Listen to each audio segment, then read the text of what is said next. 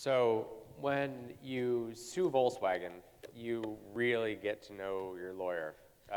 You have bouncing back 5, 6 emails a day. You're having daily check-ins, and this goes on for a year or more. And then there's the time when the trial comes, and you're sitting shoulder to shoulder for 3 weeks, sometimes breakfast, lunch, and dinner together. And if you're lucky, you get to become really good friends, which is what happened for me. And it's really important for you to be able to have that trust. In this particular instance, she needed to be able to trust that I knew and was able to recall what I needed to recall in order to have the trial go okay. I needed to be able to trust that she knew what she was doing, that she knew the law, she knew how to build a case. So, so she was a sage advice giver, really great nuggets that were helpful and have helped me throughout my life. Things like, Owen, you might want to wear socks. It's January. It was, because it's cold. Or Owen, whether we win this trial or not, you might want to think about buying a cell phone. You could end up in a ditch. It comes in handy. And then there was one time where she said, Owen, you should really think about giving back to your community. You have a lot to offer, and lots of organizations would benefit from what you have to give. And this is, probably 7 or 8 years ago. And at that time, my perception of giving back to the community was go to work, be a good dad. And much beyond that, was alien to me. I didn't really think of what that really meant. So, so she said, so I asked the question, so, tell me a little bit more what you mean about that. I mean, is that like, ladling soup at a soup kitchen? Are we talking about, you want me to be pounding nails at a Habitat for Humanity site? And she's like, no.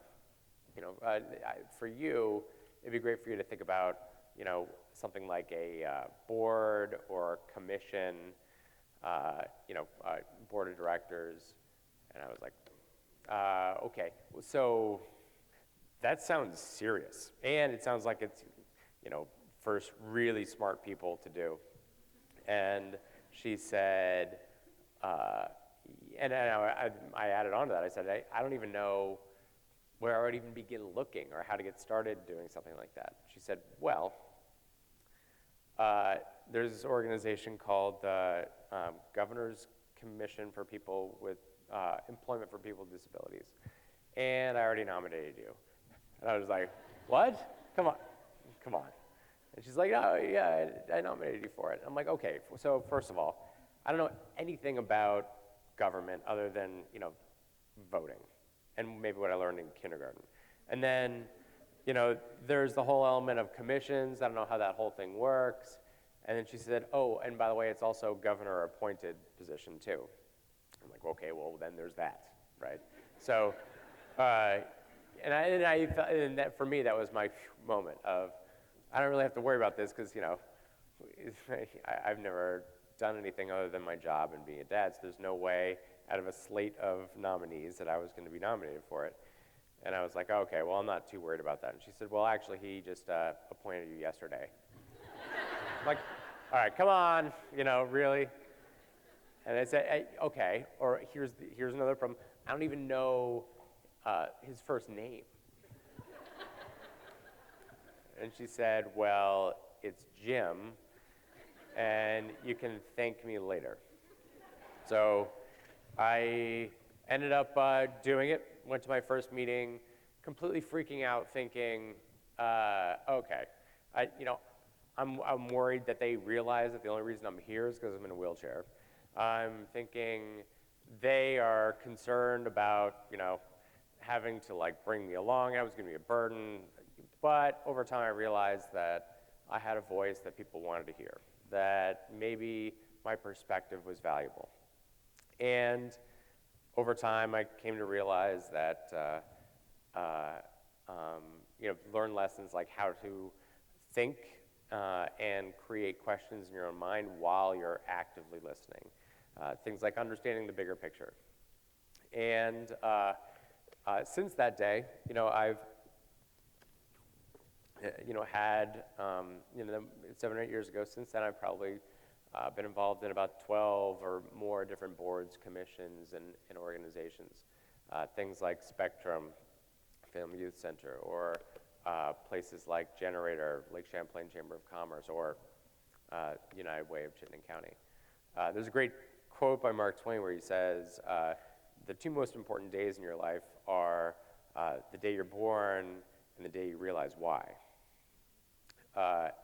And that's the crux of this. So I wouldn't have started without getting shoved off of that cliff into the land of uncertainty. And, and I've come to realize that that's where life is. Life isn't, in our mundane routines. It's not when we're brushing our teeth or taking out the trash. It exists when we're thrust into that area of uncomfort. Kind of like, being on a stage with, 100 people and, a ramp that I can't get down on my own, that someone's gonna have to let me down, and they're not gonna let me off the stage until I finish the goddamn story. So, and that's uncomfortable. But you know what? I wouldn't have it any other way. Thank you.